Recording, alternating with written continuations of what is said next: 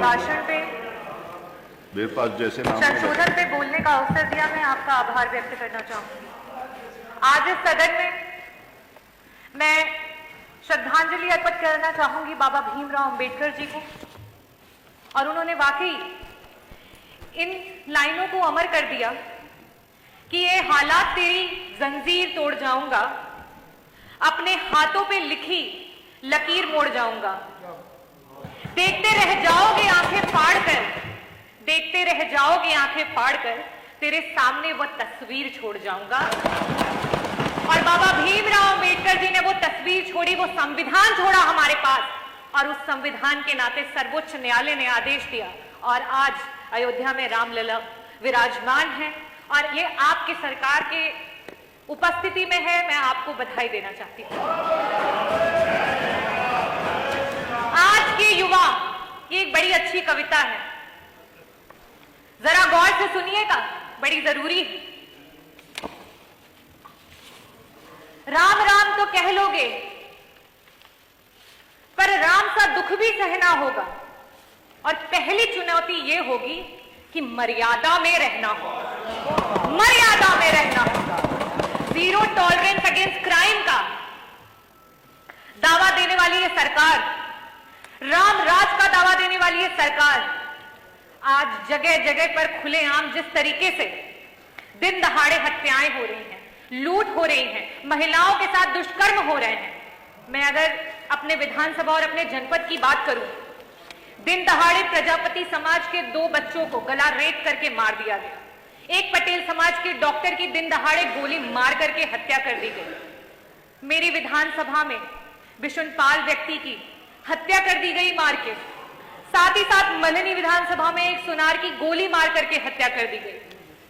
अध्यक्ष जी, IIT BHU की एक छात्रा के साथ जो वारदात हुई वो किसी से छुपी नहीं है कि किस तरीके से उसके साथ सड़क पे खुलेआम दुष्कर्म किया गया, और ऐसी ना जाने कितनी हजारों वारदातें हैं जो रोज हुई जा रही हैं।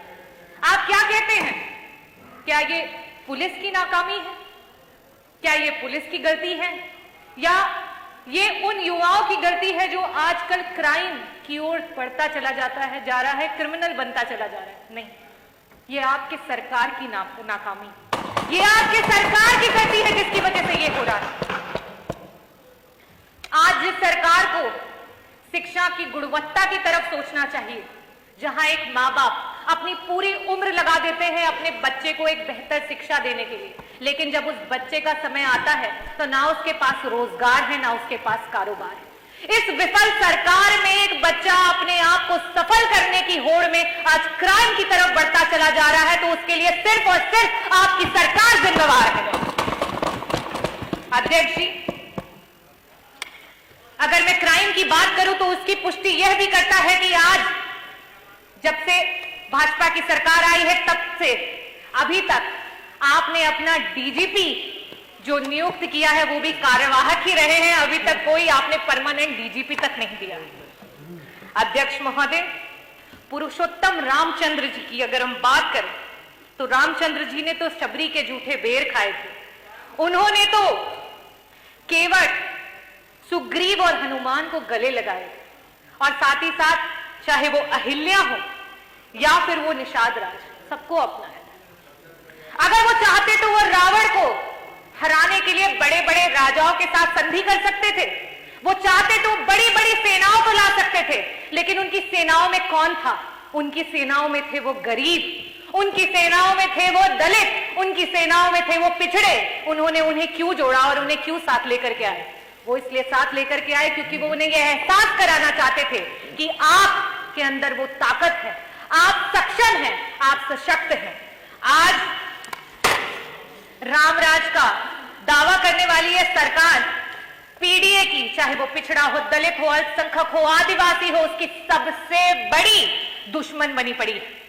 आज अगर हम बात करें शिक्षा में 69,000 शिक्षकों की भर्ती के घोटाले को आज तक कोई भूला नहीं है और बार बार इस सदन से उसकी गुहार लगाई जा रही है।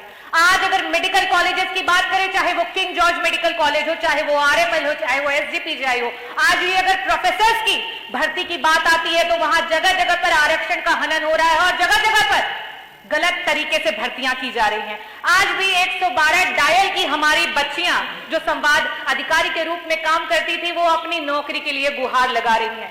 आज आउटसोर्सिंग के नाम पर हमारे देश की गरीब जनता को बंधुआ मजदूर बना दिया गया है। अध्यक्ष जी, आज 2-2 हजार की पगार पे उन लोगों से 8-8, 12-12 घंटे काम कराया जा रहा है। ये स्थिति है आपके सरकार। अध्यक्ष जी, बड़े बड़े वादे किए गए, इन्वेस्टर समिट मीट की वादे किए गए, ना जाने कितने हजारों करोड़ का इन्वेस्टमेंट आपकी सरकार लेकर के आई, लेकिन आज धरातल पर अगर देखा जाए तो ना भी इन 7 वर्षों में ना तो एक मल्टी स्पेशलिटी हॉस्पिटल दिखता है, ना तो कोई नया एम्स दिखता है, ना तो कोई नया एनआईटी दिखता है, ना आईआईटी दिखता है, ना एमआईटी दिखता है, और बहुत लंबी कगार है लेकिन कुछ भी दिखाई नहीं देता। आपके इन बड़े बड़े इन्वेस्टमेंट्स में रोजगार और व्यापार सिर्फ और सिर्फ कागजों पे दिखाई देते हैं, हकीकत में कहीं दिखाई नहीं देते। आज हमारे देश का युवा कुछ चंद पैसों के लिए अपने देश से पलायन करके दूसरे देश में जाने के लिए तैयार है। ये सच में बड़ा ही शर्मनाक है। अगर हम बात करें आज थाने की, तहसील के और अधिकारियों के ऑफिस की, तो ये समझ ले अध्यक्ष जी कि ये सरकारी जितनी भी जगह है वो सिर्फ और सिर्फ भ्रष्टाचार के अड्डे हैं और कुछ भी नहीं। आज अगर जमीन का नाप होता है तो वो जमीन के नाप जो है वो मौखिक रूप में आदेश होते हैं। आज तो लिखित भी बंद हो गया है, क्योंकि जब जितनी रिश्वत आती है उस हिसाब से ये नाप बदल जाते हैं। अध्यक्ष जी, ये आपकी सरकार बार बार जनता के मूलभूत अधिकारों के लिए जब भी विपक्ष ने आवाज उठाई है तो हमेशा ये आवाज आती है कि अरे जब बबूल लगाया तो आम कहां से पाओगे, जब बबूल लगाया तो आम कहां से पाओगे। जब से समाजवादी पार्टी की स्थापना हुई उस तब से लेकर के अध्यक्ष जी आज तक का अगर कार्यकाल देखा जाए तो अगर समाजवादी पार्टी ने 12 साल सत्ता पे राज किया है तो आपको 13 साल हो चुके हैं। और उसके बाद मैं आज आपको ये बता सकती हूं कि समाजवादी पार्टी ने मेट्रो लाइन बनवाई, समाजवादी पार्टी ने एक्सप्रेसवे बनवाया, समाजवादी पार्टी ने गोमती रिवर फ्रंट बनवाया, एकाना बनवाया, मेदांता बनवाया, इलेक्ट्रिसिटी प्रोडक्शन यूनिट बनवाई।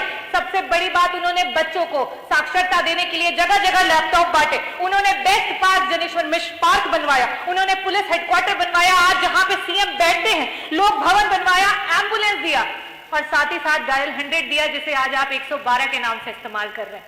लेकिन अगर आप अपनी बात करें तो आपके पास आज भी सिर्फ कागज ही हैं और कुछ भी है नहीं आपके पास। तो सिर्फ कोरे कागज लेकर के आप बैठे हैं और राम राज की बात करते हैं। और अध्यक्ष जी, अगर आज रामलला जी भी इन स्थितियों और परिस्थितियों में होते तो आज भारतीय जनता पार्टी की सरकार को यह अवश्य ही कहते कि राम राम के जाप में तेरे पहले सा आराम नहीं, राम नाम के जाप में तेरे पहले सा आराम नहीं, जबरदस्ती के जय श्री राम में सब कुछ है बस राम नहीं, सब कुछ है बस राम नहीं। मैं सिया राम को नमन करती हूं। जय भीम, जय भारत, जय संविधान। धन्यवाद अध्यक्ष।